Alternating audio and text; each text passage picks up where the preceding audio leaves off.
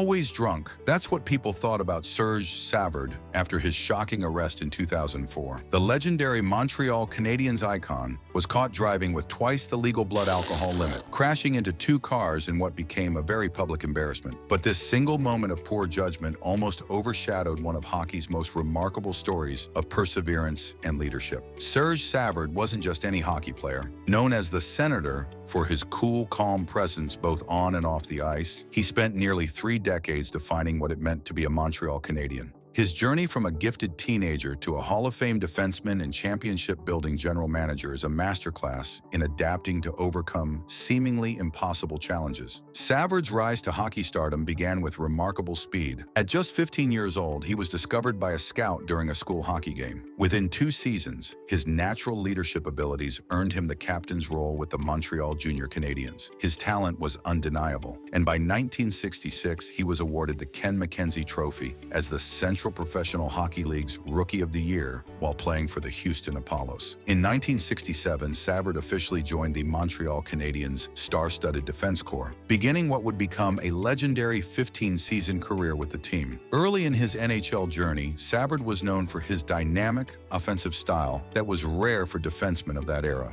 He was a rushing defenseman who used his exceptional skating and incredible sense of anticipation to carry the puck and create offensive opportunities from his own zone. This bold approach was perfectly captured in his signature move, the Savardian spinorama. The term was coined by legendary sportscaster Danny Gallivan to describe Savard's quick pivoting turn with the puck, used to evade opponents and create scoring chances in the offensive zone. This wasn't just a flashy maneuver, but a highly effective tactical tool that showcased his vision and confidence on the ice. However, Savard's promising career trajectory was dramatically interrupted by a series of devastating injuries that would have ended most players' careers. The first major setback occurred on March 11, 1970, when he crashed into a goalpost and shattered his left leg in 5 places. The injury was so severe it required 3 surgeries in a single week and the insertion of metal pins. The impact was immediate. Without their key defenseman, the Canadiens missed the playoffs for the first time in 22 years. His physical struggles were far from over.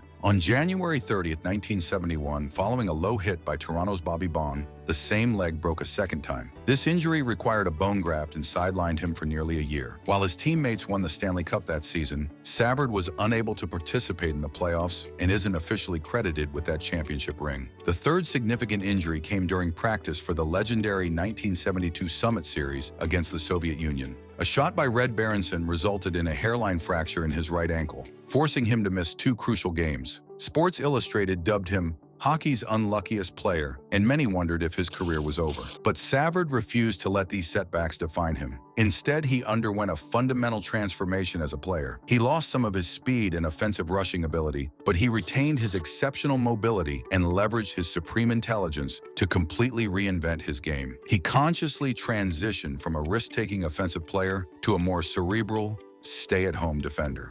His defensive partner, Larry Robinson, witnessed this transformation firsthand. Savard would tell him, "You go ahead. Don't worry about what's happening in the back," because he would always be there to provide cover. This shift in philosophy was so remarkable that he was awarded the Bill Masterton Memorial Trophy in 1979, an honor given for perseverance, sportsmanship, and dedication to hockey. Following his transformation, Savard became the anchor of a legendary defensive unit, forming the formidable Big Three with Guy Lapointe and Larry Robinson. This defensive core was crucial to one of the most successful periods in franchise history. Savard's unflappable control and ability to make crisp passes from his own zone to ignite the offense made him a dominant figure on the ice. During his career with the Canadiens, Savard won the Stanley Cup an astounding 7 times, including 4 consecutive championships from 1976 to 1979. This total of 7 Stanley Cups is the most by any defenseman in hockey history. His crowning achievement came during the 1972 Summit Series, where despite playing with a cracked ankle, he helped Canada defeat the Soviet Union. Canada never lost a game when Savard was in the lineup, and he was the only Canadian player to participate in all 4 victories and the single tie without playing in any losses. Savard himself stated that winning this series tops them all, placing it above even his numerous Stanley Cup victories. Savard's playing career was validated by numerous accolades. In 1969, he won the Conn Smythe Trophy as the playoff's most valuable player. He was a four-time NHL All-Star and was named to the NHL's second-team All-Star in 1979. His remarkable career was immortalized in 1986 with his induction into the Hockey Hall of Fame, and in 2017 he was named one of the 100 greatest NHL players in history. After retiring as a player in 1983, Savard immediately transitioned to management. He started as general manager of the American Hockey League's Sherbrooke Canadiens and led them to a Calder Cup victory in 1985. His success quickly earned him a promotion to general manager of the Montreal Canadiens in April 1983, a position he would hold for 12 years. The transition wasn't without challenges, as Savard had to lead players who had recently been his teammates. His approach was to maintain a player's mentality throughout his management career. As he explained, "I had an asset. I kept the mentality of a player during all my years in office that helped me to go through many crises, and the guys knew that I was there to protect them." As general manager, Savard's greatest achievement was replicating his playing success by building two more Stanley Cup winning teams in 1986 and 1993. The 1986 team was built around his shrewd selection of goaltender Patrick Roy, a 51st overall pick in the 1984 draft. Roy, despite initially disliking the Canadiens, took over as starter during the playoffs and delivered such a dominant performance that he won the Conn Smythe Trophy as a rookie. The 1993 championship team showcased Savard's willingness to make difficult trades to build a winner. He acquired Vincent Damphousse in 1992, who became an immediate success by recording 97 points in the regular season and leading the team to the championship. He also traded for Kirk Muller in 1991, creating an offensive core that, combined with Patrick Roy's continued excellence, formed another championship roster. However, Savard's management style wasn't without controversy. He was known for making tough, sometimes unpopular decisions that prioritized the franchise over personal relationships. The most revealing example was his trade of Kirk Muller in 1995. Despite reportedly promising Muller he wouldn't be traded, Savard reversed his decision when an opportunity arose to acquire a player he valued for the franchise. When Muller expressed feeling betrayed, Savard's response revealed his pragmatic philosophy. "At some point, you can change your mind. I have to think about the franchise." Savard's management career came to an abrupt end in 1995, after the team struggled with a first-round playoff exit in 1994 and missed the playoffs entirely in the lockout-shortened 1994-95 season. Team president Ronald Corey placed increasing pressure on Savard. Following a four-game losing streak to start the new season, Corey fired Savard on October 17, 1995. Savard felt betrayed by the decision and considers it the darkest episode of his career. Following his departure from hockey management, Savard successfully transitioned into business. He became a prosperous businessman in Montreal, co-owning a resort in Cuba and pursuing his passion for harness racing. He co-owned several successful horses, including Canadian Horse Racing Hall of Fame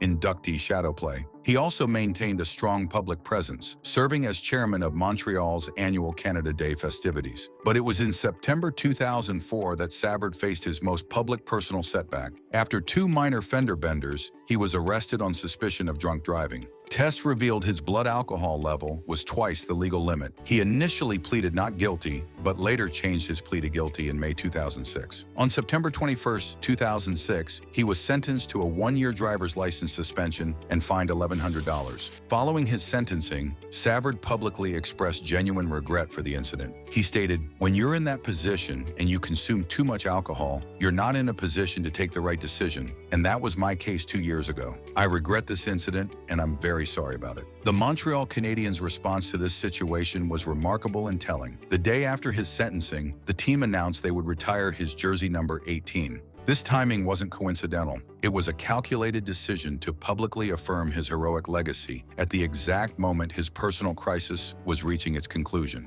The announcement effectively placed his distinguished career accomplishments at the forefront of the public narrative, creating a powerful counterpoint to his personal mistake. Serge Savard's story is ultimately one of extraordinary resilience and leadership. His legacy isn't merely a collection of trophies and accolades, but a profound narrative of a leader who defined himself through perseverance and unwavering commitment. As a player, he overcame crippling injuries that could have ended his career, consciously reinventing his playing style and becoming a cerebral, defensively minded stalwart. This transformation led to 7 Stanley Cup victories and Hockey Hall of Fame induction. The lessons he learned on the ice served him well in management, where he applied pragmatic leadership to build 2 more championship teams through shrewd drafting and strategic trades. Even his personal setbacks, including the drunk driving incident, became opportunities to demonstrate accountability and growth. His story proves that true greatness isn't measured only by success, but by the ability to adapt, persevere, and make difficult decisions when they matter most.